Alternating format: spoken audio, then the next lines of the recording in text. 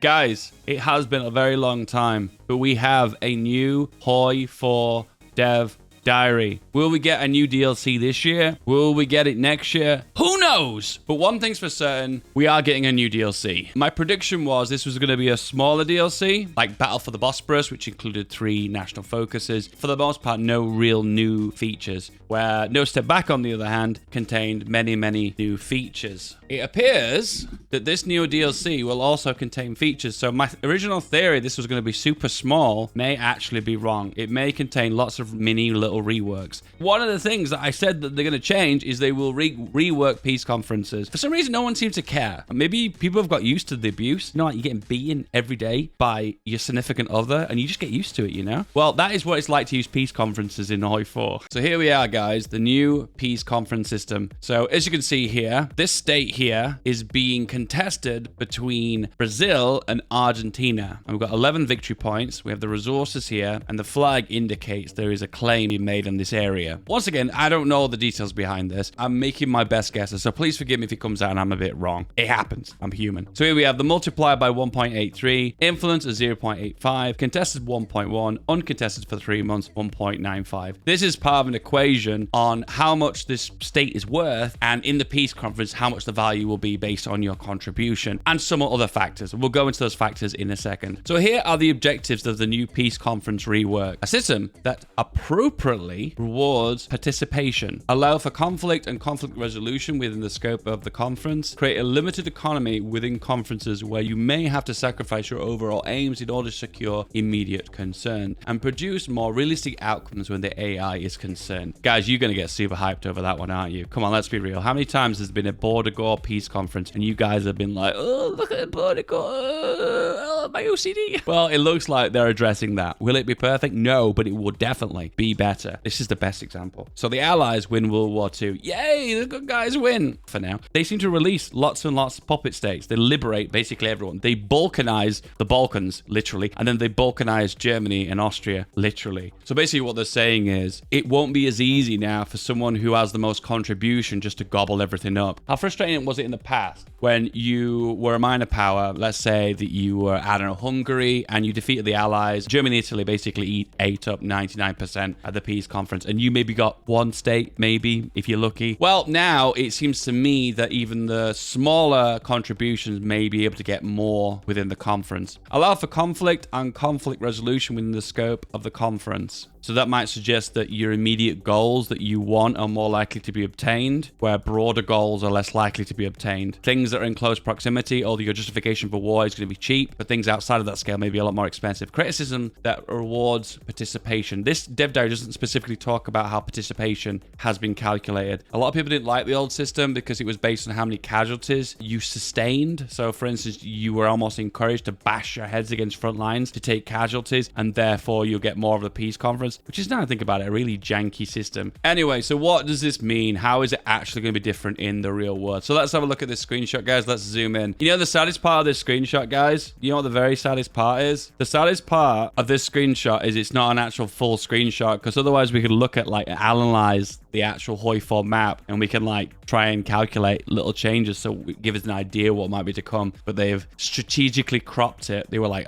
Feedback Gaming's gonna look at this one, huh? So the way it works is the bidding comes as in phases. So can you remember the way it used to work? Well, it currently works. You take turns. So the person with the most war score goes first, picks what they want, then they hit pass, next person, pass, next person, pass, next person, pass. It creates a really obnoxious system where loads of players, particularly in an MP game, have to constantly keep passing and jumping between people in line. And then sometimes someone who'll have very little few points can't take anything, but they'll still get a turn to look at their points before they have to hit pass. It was such a silly system. Well, now everyone will take their turn immediately. It'll be like Civilization 6, I think, where you have all turns happen simultaneously. So now you'll be able to select everything you want, and so will a minor power. And if there are conflicting members who want the same areas, those areas will then cost more, unless there's an overwhelming amount of participation for the original person who wanted it. So here's an example. The initial part of the peace conference, this treaty, Brazil wants this state, and also does Argentina. I presume this flag indicates what they want, and the red flag means a contested claim, meaning two nations nations want the same thing. But by the looks of things, this 27 indicates the amount of contribution that they've got, where Argentina has only 10. So what will happen here is eventually Brazil will get this state. And I guess at any point that Brazil could say, never mind, Argentina can have it, I'll hit forfeit. Or potentially could bid some of your war contribution here, bid 7, to put a stake a bigger claim in this area. Now, this might be wrong, but this is my understanding of it. It might be like Victoria 2 and the colonization system. Like the scramble for Africa, trying to establish a colony, and if there's someone else who's trying to contest that colony in that same area, you might have to make a bigger investment in your colonial points, whatever, the way it works in Victoria 2. You could choose to try and expand elsewhere, but then you could try and contribute more colony points into that area to try and eventually get it. That's the long-term plan anyway, which I'll admit is not the best system, but the biggest part of this is everyone gets to make their turns initially. This is going to reduce the amount of time you spend in peace conferences by 50, 60, 70, 80, maybe even 90%. Because everyone is going to state their claim initially straight away, you're going to find yourself in a situation, all the minors will get what they want and jump off, and then you're just left with the majors that are contesting. And then depending on how many points they've got, they can push harder if they want to go for certain territories. It's all going to come down to now if you've got enough points for it and whether you're the only one who wants it. Because I can see myself in a situation like, for instance, Germany, who's done most of the legwork in the Axis. Their demands are going to be incredibly broad, and they might conflict with a lot of other nations. It leaves you in a situation, it's like, oh my god, Germany's going to get well pissed if everyone's upping the cost in certain regions. It does make me think in the long run that minor powers are probably going to get a bigger cut of the peace conference, which is probably going to be frustrating. Goodbye, Shadow Puppet. In here, it has been a while, but it is now officially dead. Maybe people will find new exploits, find new abilities to try and cheese the system. Apparently, from reading the dev diary, getting puppets is going to work the exact same way. So puppets will based on the amount of states that you request, and each state will have an individual claim, whether it be requesting the claim to occupy it or release it as a puppet nation. Big question is though, guys, what is the change to the contribution system? The rewards, participation, contribution system. So as an example, in a normal game of Hoi 4, the contribution system is this. So you got occupations. They also have an extra effect where that if you occupy something when the peace conference fires, the cost of land that you occupy is significantly cheaper. Sometimes a massive degree, something like 90% sometimes. And you got a maximum an extra 1,000 points for bombing, something people never really do. Sinking enemy ships, which sadly does not include convoys, which I always thought was a bizarre thing. So it also has to be a destroyer or larger, screening or a capital. Never really gains you a lot of contribution there, so I was a bit sad. And then finally, casualties. So remember, this is not casualties that you've inflicted on your opponent. They're casualties that you have sustained. It's a bit of a strange system sometimes. You could be like completely dumpstering your opponent. You win so absolutely that you're not gaining any contribution because you'll sustain very few casualties. It is a bit of a janky system at the moment, where I feel like you can game the system a little bit by doing really weird things like making a really crap infantry division, basically burning the manpower on it to gain extra casualties contribution, which is so strange. There's also an exploit as well that if you occupy a victory point, that is considered significantly more occupation cost, occupation participation. You've probably seen me do that exploit with London a few times when you encircle it. How does all this work with the AI? And how does puppeting and liberating work in this system? So far, the AI results are significantly less ugly. The AI's primary weighing mechanism is based on discount rather than price, with price used to break ties. It might sound small, but this allows us to have more control over how the AI performs in conferences. It's really hard to visualize how this will work in the real world. But what they're trying to say is land that you occupy is land that you're more likely to take. That's what this is implying. If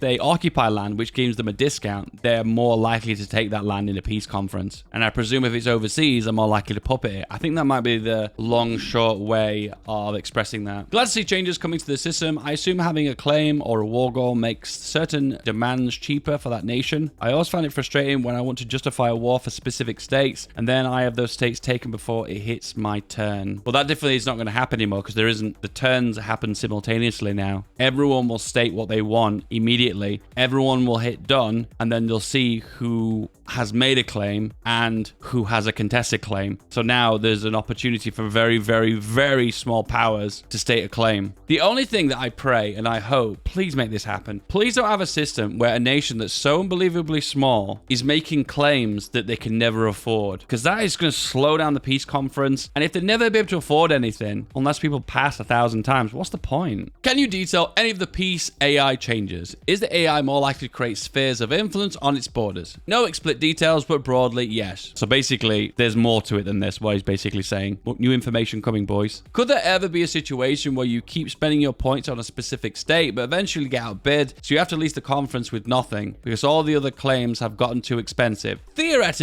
yes, but then you can put yourself in a situation to begin with. Oh god, this is going to make some people so mad in MP. So let's say the axis is made up of Italy, Germany, and Hungary, and nobody else. They're the only three powers in the axis, and they capitulate the allies. France is gone, Poland is gone, the Lowlands is gone, UK is gone. Peace conference time, boyos. Italy and Germany don't really have a lot of demands, okay, other than British Malaya because of all the rubber and oil there. So they're basically contesting for this one state, right? Over and over and over and over and over again, spending all their points on that. Well, Hungary in the background is like, I don't care about Singapore, so I'm going to basically go for everything else. All the turns happen simultaneously. Germany is basically going to make incredibly broad demands, basically half of Poland, half of France, or the UK, and then the scraps will be left up to the others. It's going to be really interesting to see how it's going to pan out, though. I can't help but feel like this system's going to create some really strange single-player anomalies. How does this affect puppeting nations? Puppeting and similar actions will now be based on the state. Basically no difference. So when you now puppet a nation, it shows you what states it will be taken and been given to that puppet, and it'll just work the exact same way it used to. Can you return territory in this system? Can a country get a defeated power to return a core to a country via the peace conference? You can perform actions on behalf of other countries. I think he's trying to suggest here if you can return territory if they're not specifically combatant in that war, and I think the answer to that question is no. But that's the way the old system used to work, didn't it? Like if, for instance, you could give war score to somebody else, which was something they added later on. A lot of you guys don't even realize that, but in MP, there's a button right at the very, very, very, very bottom of the list of states that you can claim and puppet. It says give war score to somebody else, and it basically just hands the war score to someone else. It's a way better system, and I wish people would use it more, but they're greedy. Is there some way to inform the allies of desired claims for a peace conference so that factions can better plan for the conference? No. Although scripted conferences such as Yalta are much easier to represent using the new scripted actions modifier we'll be using. If you're in a multiplayer game, you got to be talking to your members of your faction to find out what they want and what they need. There aren't any like ways in the game you can let them know in advance what they want and what you need. Has democracy been toned down on its desire to liberate the world? That's what I was saying earlier. Balkanize the Soviet Union is a curse upon our eyes every game. Not yet, but we'll see. Interesting. We'll see. Makes me feel like something else is coming. Winky face. Winky boy. This is a tricky system to get around. If it's a situation where someone via national focus gets cause, it's going to make the peace conference really weird, isn't it? Because Alsace-Lorraine, a lot of the time after the Yalta conference, is still in the hands of Germany. It's really weird because there's a national focus that gives cause to Germany, and those cores are permanent. They never get removed. It feels like any cause that you gain during a conflict should be undone in the event of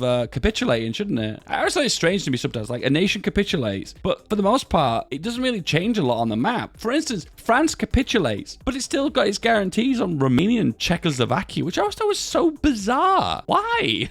It's so stupid. This guy basically asked, are you planning to introduce minorities? Basically culture. We have no plans to introduce minorities. Therein lies a problematic content. If you guys aren't aware, this is a question that gets brought up quite often. War crimes, minorities, religion, all of those things aren't included in Hoi 4. I guess it adds a weird dynamic when people are role-playing war atrocities. It wouldn't be able to get sold elsewhere. I mean, the idea you're promoting the player to do these kind of things is a bit strange. I know you guys are screaming EU4 saying culture, exile minorities, and you scream it's Stellaris and the purge system. I can hear you, but once again, World War II is recent history. This happened in people that are still alive today, World War II. So obviously it's a slightly more touchy subject than space genocide and expelling Irish from Ireland. If you occupy territory to make a formable nation, should you be able to puppet the formable nation even if it hasn't been formed? It would require game state knowledge that does not really exist at this point in the conference, so it's unlikely to do so. The offer peace option is basically useless as you can only offer peace if you are losing, and even then you don't do it sometimes. I suggest you should be able to offer peace if you are winning and occupying lands, yada yada. This is like the video I made earlier about the limited justification conflict mechanism that I talked about. That would be really good. No plans to change this, but we're not ruling it out. Yeah, this isn't coming anytime soon. I didn't think it was. Remember, I made a video on it. You can check it out here. Oh, see it? See in the top right? Top right is, where's the top right? See it? Somewhere over there. I made a video on it that basically a limited conflict justification where you could basically create a small conflict depending on how world tension was. And I feel like it would be a really useful system for Hoi. The Winter War, for instance, is an example, I guess. I love the idea of bidding for states. Awesome work. How would a point contribution work for a 1v1? Conferences with a single participation side will receive a full score on turn 1. There you go. You basically take everything. You basically get to choose if you want to puppet or you want to annex or some combination of the two. Since the peace conferences are getting a rework, does that mean that the offer peace diplomatic option will also get more changes? And once again, no changes. Will there be a system in place to prevent that horrible map go? At this moment, you can claim any state you want. Claim 2 bits of Germany, the Bulgarian Shore, Romanian Transylvania, Italy, blah, blah, blah. There is no influence system in order in place to reward spending points based on the proximity to borders. We'll detail exactly how this works in the future. Oh, wow. So there is an influence system in place to reward spending points based on proximity. Oh my God, that's how they're going to fix it then. That's how they're going to fix it. So now things that are closer in proximity to you are going to be cheaper. And the AI is always going to want to go for the cheaper options. Oh my God, that's massive. Oh, this is a double-edged sword, this, because let's say you're Germany and you want Malaya and Indonesia, where all those rich rubbers and oils are. You could do that if you want to. However, it might mean that some of your allies like Italy gobbles up large parts of France, or Hungary gobbles up large parts of Poland because you're spending more points to get something that's really fucking far away. Whoa. Serious question, suggestion. Have you thought to put a scripted peace conference cases of the Yalta Conference fires, the Soviets and UK split in Europe, blah, blah, blah. This has existed in one form for some time. It has been updated for the new system and now is a little bit more reliable. So they're basically saying the Yalta Conference is going to be more reliable. How or why? We don't know. Will we still get to choose what happens if we use the player-led peace conferences as a playable mod? Or this feature will make it broken. This mod will not be compatible with the new system. The AI already sniffing less inclined towards border go under the new system. Hallelujah. Can we get hallelujah in the chat? Will there be new mechanics around nations that are capitulated, getting much less war score? France, for instance, letting alone Europe miners position to be pressing claims at the end of the war, and even had the British effectively force it to release Syria and Lebanon, one of the few edge cases the current systems allows for. And he replies, yes. Interesting. How would you recreate that kind of mechanic? Just think about it. So the winner of the war, Britain, is forced to release Syria and Lebanon because, well, the Syria and Lebanon are French, aren't they? It would need some kind of like overseas unrest modifier, wouldn't it? And if they get high enough, you could just give away land and that will quell that situation, I suppose. I don't know, that's just an interesting thought. Will compliance be factored in? It feels like the state with a maximum compliance should be the easiest to claim, one with 0, possibly. This is a really good suggestion, this actually. If you are the one that's occupied it, did the conquering, build compliance up to a really high level, you should have a discount on taking this land. The only downside of this is it could create border gore for the AI. So that's the reason why it says possibly, because it could have a knock-on effect of creating border gore, which we have to be very careful of because that is something the community is very sensitive to. Here we go. Any plans for implementation of a limited conflicts and their own resolution mechanics for their own peace conferences? This is basically my suggestion that I made in the video. Unlikely in this iteration. Conflicts over territories is already part of the main conference system, and limited conflict is an entirely separate issue to the one we're trying to solve here. So basically saying there's a possibility this could be introduced in future, but not now. All right, there is a little bit on the end here that has just really come to my attention exactly 1 hour ago. Wow, there's a new patch that's come out, another small hotfix patch. It is an open beta, so it's not officially been released yet. It is up for a bit of balancing. So they've adjusted the ship refitting cost calculation. The base cost is now a percentage of the whole cost. Oh, that's a good. And the cost for any module changes are added on top of that. The same is true for tanks. Oh, one of the complaints I had a long time ago is that one of the reasons you didn't want to make capital ships is they had so much HP that when they got damaged, they'd be knocked out for months on end. So it's like you make this really amazing ship, it fights one battle, and then it's knocked out for another 6 months. It's like you've got to build a new ship again over and over and over again. So what I said to you is refitting and repairing need to be reduced. Now, he hasn't mentioned repairing here, but it has mentioned refitting. But this looks to me like they've made refitting more favorable. That's actually really good to see. I really hope they improve repairing as well. Remove path connecting advanced light tanks to the modern tank chassis. No, the exploit.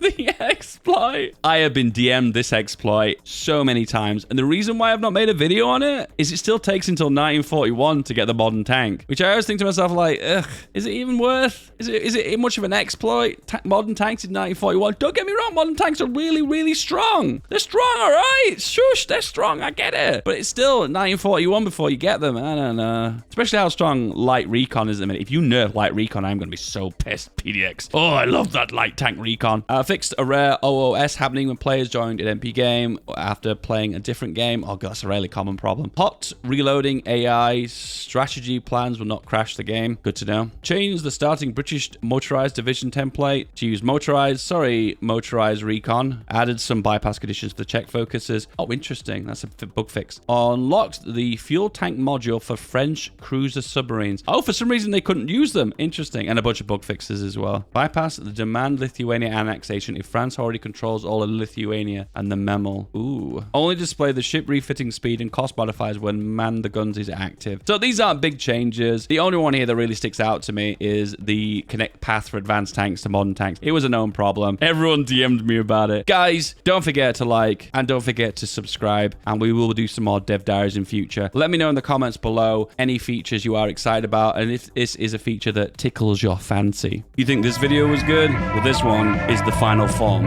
Click it.